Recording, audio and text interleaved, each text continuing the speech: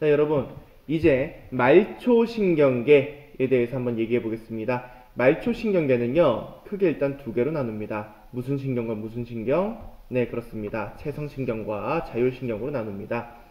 말초신경계는요, 기능에 따라서는 이렇게 나눠가지고요, 채성신경 안에는 감각신경과 운동신경이 있다, 자율신경 안에는 교감신경과 부교감신경이 있다, 이렇게 얘기를 하는데요. 해부학적 기준으로는 뇌에서 나오면 뇌신경이라 하고요. 그 다음에 척수에서 나오면 척수신경이라고 얘기를 합니다. 그러면 채성신경계부터 볼까요? 채성신경계, 감각신경은요, 감각기관의 수용 자극을 어디로 본다? 중추신경으로 보내는 역할을 하고요. 운동신경은 중추의 명령을 골격근, 반응기로 보낸다 라고 보시면 되겠습니다. 자율신경계는요, 감내, 중내, 연수, 척수에 의해서 조절이 되면서 얘는 운동신경으로만 구성이 되어 있다고 말씀드린 바 있습니다. 그러면 이 자율신경계는 교감과 부교감으로 구성되어 있는데 그 구조가 프린트물은 없죠? 어디에 있냐? 교과서에 있어요. 선생님이랑 같이 교과서 같이 한번 볼까요? 자, 교과서 몇 페이지냐면 이게 몇 페이지였냐? 159페이지입니다. 159페이지.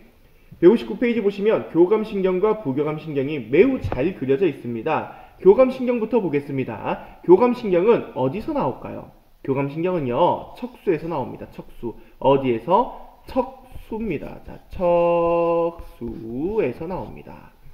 이 척수에서 나온 교감신경은요, 교감신경절이라는 부분에서 다 만나게 돼요. 그래서 우리가 하나의 교감신경만 흥분돼도요, 나머지가 전부 다 반응하게 돼요. 그래서 교감신경의 작동에 의해서 어떤 일이 벌어지냐? 동공이 확장됩니다. 기관지가 이완돼요. 자, 동공이 확장되면은 눈 안으로 빛이 잘 들어오니까 잘 보이겠죠.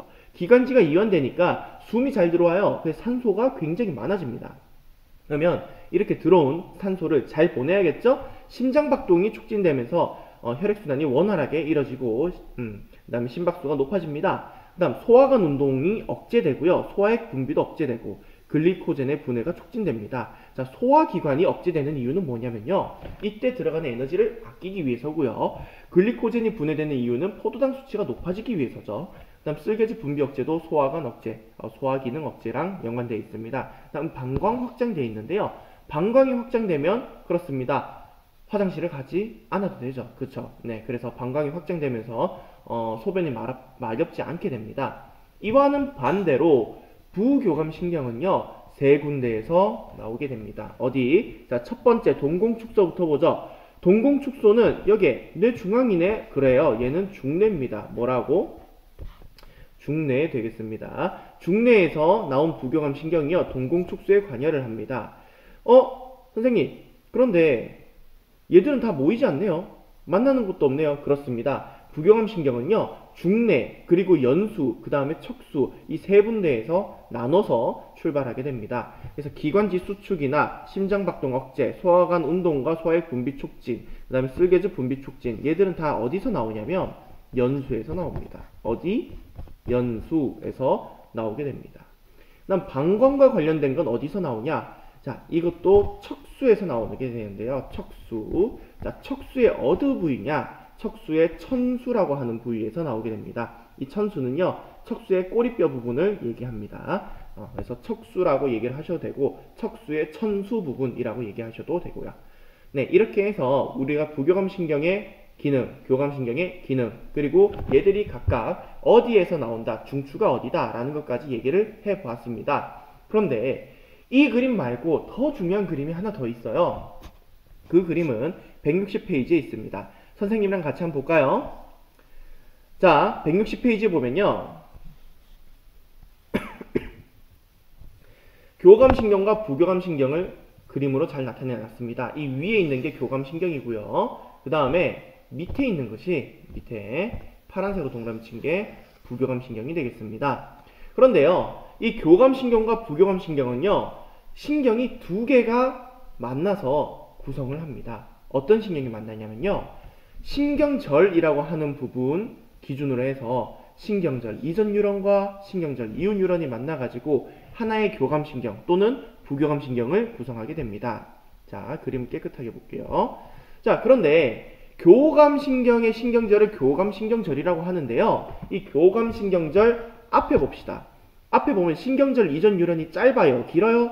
그렇죠, 짧죠. 근데 부교감 신경절에 앞에 있는 신경절 이전 뉴런 봅시다. 짧아요, 길어요? 그렇죠, 길죠. 네, 부교감 신경은 앞에 있는 신경절 이전 뉴런이 깁니다. 그래서 우리가 이걸 가지고 앞쪽이 짧으면 교감신경이구나, 앞쪽이 길면 부교감신경이구나 라는 걸 알고 계셔야겠습니다. 그리고 더 중요한 게 있어요. 교감신경은요, 교감신경절에서 신호전달 물질을 뭘 쓰냐면 아세틸콜린을 써요. 부교감신경도 신경절에서 신호전달 물질을 아세틸콜린을 쓴답니다. 그런데 부교감신경의 끝부분, 신경절 이후 뉴런에서는요, 신경전달 물질을 아세틸콜린을 분비를 하거든요. 그런데 이상하죠? 교감신경은 아세틸콜린이 안 적혀있고 뭐가 적혀있어요? 그래요, 교감신경은 맨 끝에 아드레날린이 분비됩니다.